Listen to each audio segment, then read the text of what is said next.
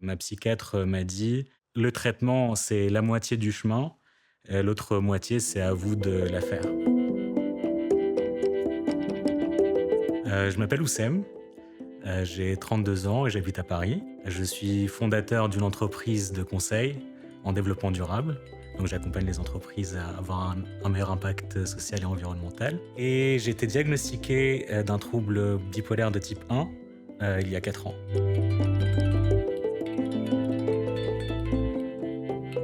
Tout a commencé il y a quelques années. J'avais 28 ans à l'époque et c'était une période où j'avais l'impression d'être au sommet de ma vie. J'avais l'impression de tout réussir professionnellement, socialement, sur le plan relationnel aussi. Mais j'avais l'impression que les choses allaient de plus en plus vite. Et c'était assez bizarre parce que j'avais l'impression d'être heureux, exalté, etc. Sauf que je dormais de moins en moins. Ça a viré à l'insomnie. Il y a des semaines où je dormais pas du tout. Hem, Ça m'empêchait pas d'avancer dans mes projets de manière plus efficace, plus rapide. Je me sentais vraiment invincible et ce qui m'a coûté le travail que j'adorais à ce moment-là. Et c'était vraiment injuste parce que c'était pas lié à l'aspect professionnel quelque part, c'était plus lié à qui j'étais clairement, hein. Ce qui a fait que j'ai basculé vraiment dans une crise totale où je suis devenu paranoïaque complètement, où j'avais beaucoup de colère aussi et ce qui a poussé quelque part ma famille, vu que j'étais incontrôlable, à m'hospitaliser à ce moment-là. Et c'est quelques jours après qu'on m'annonce le diagnostic. Clairement, j'avais des pensées suicidaires à ce moment-là parce que la souffrance était telle que je voulais complètement les arrêter. Fort heureusement, j'étais bien entouré et c'est ce qui m'a empêché de sombrer. J'étais hospitalisé dans un hôpital public, heu, où on ressentait bien sûr le manque de moyens malheureusement. C'était une période très difficile, ça a duré 1 mois et demi. J'étais pris en charge par une psychiatre, donc j'ai été aussi entouré par des infirmiers exceptionnels et j'arrête pas de le répéter parce qu'ils font un travail incroyable.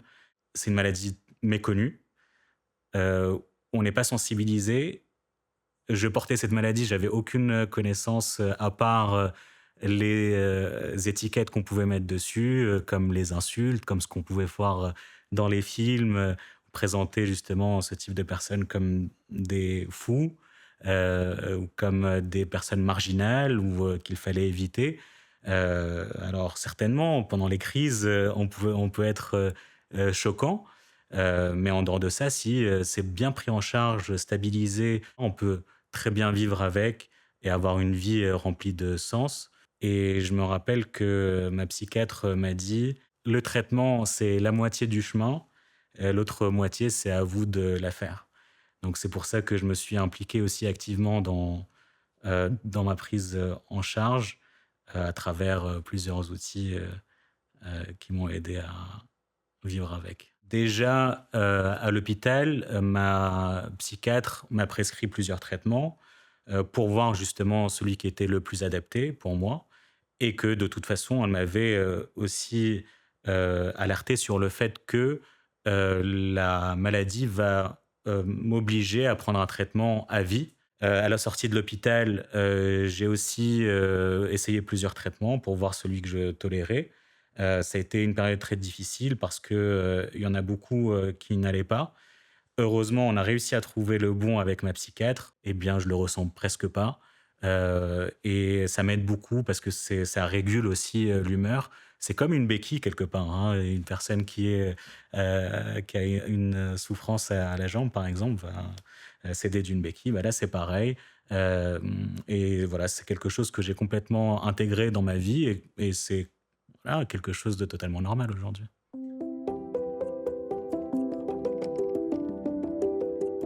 Mon entourage a été un vrai pilier, dans ma réhabilitation, clairement et je le remercierai, jamais assez. Hem, surtout ma famille et mes amis proches. D'ailleurs, ça m'a permis de faire le tri dans mes amis. Vu que la maladie est méconnue, il n'avait pas beaucoup d'informations là-dessus. Donc, bah, j'ai, joué ce rôle aussi d'expliquer, de sensibiliser, de leur faire comprendre en fait, quelle était la maladie de manière détachée et objective. Voilà, il fallait un peu de temps aussi pour qu'eux l'acceptent, également. Alors, je dirais qu'il y a un avant et un après. J'ai dû tout repenser quelque part dans mon mode de vie, par rapport à cette maladie pour l'intégrer et aussi, je dis souvent que, le trouble bipolaire nous pousse à avoir une hygiène de vie irréprochable parce que tout peut influencer quelque part, les crises, les symptômes et cetera.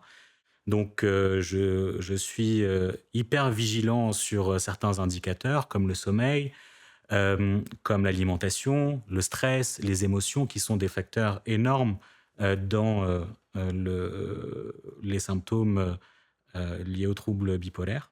Bien sûr, j'ai dû, tout réapprendre, hein, sur moi, mon fonctionnement, de voir quelles sont mes forces, mes limites. Et évidemment, il y a des pratiques comme la méditation, comme la respiration, comme, l'écriture aussi, ça m'aide énormément. La musique aussi. Le trouble bipolaire, dirige aujourd'hui ma vie. Je vis avec. Je dis souvent que c'est un super pouvoir.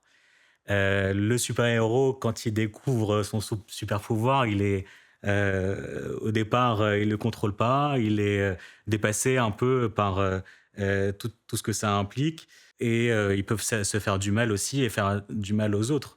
Et une fois qu'il arrive à le maîtriser, une fois qu'il arrive à le dompter quelque part et à comprendre vraiment quel est l'impact que ça peut avoir sur sa vie et la vie de ceux qui l'entourent, eh bien ça devient, une vraie chance et un vrai don. Justement, je me suis, dirigé beaucoup plus vers des choses qui me passionnent, qui ont du sens pour moi, comme l'écriture du livre, que j'ai en cours, qui parle justement de mon expérience, aussi des outils que j'ai pu mettre en place pour, m'aider quelque part. J'ai créé aussi un projet autour du développement durable où j'intègre justement, l'approche et la démarche du handicap psychique, dans les entreprises, qui est très importante parce que c'est, quelque chose, qu'on regarde très peu, actuellement. En tout cas, il y a des solutions heureusement qui existent, mais il y a encore une stigmatisation par rapport aux personnes qui ont un handicap, psychique, encore plus que le visible malheureusement parce que, c'est méconnu, c'est stigmatisé et pourtant c'est la 1re source de handicap dans le monde. Je suis convaincu que, c'est vraiment, le fait d'en parler, d'être, vraiment, actif dans sa réhabilitation, dans son parcours de soins qui fait la différence et voilà, je souhaite vraiment à toutes les personnes qui sont atteintes de ce trouble bipolaire de se prendre en charge, sur cette question parce que, c'est totalement possible de vivre, une vie pleine de sens et qui nous ressemble. Alors ça sera pas facile, mais c'est possible.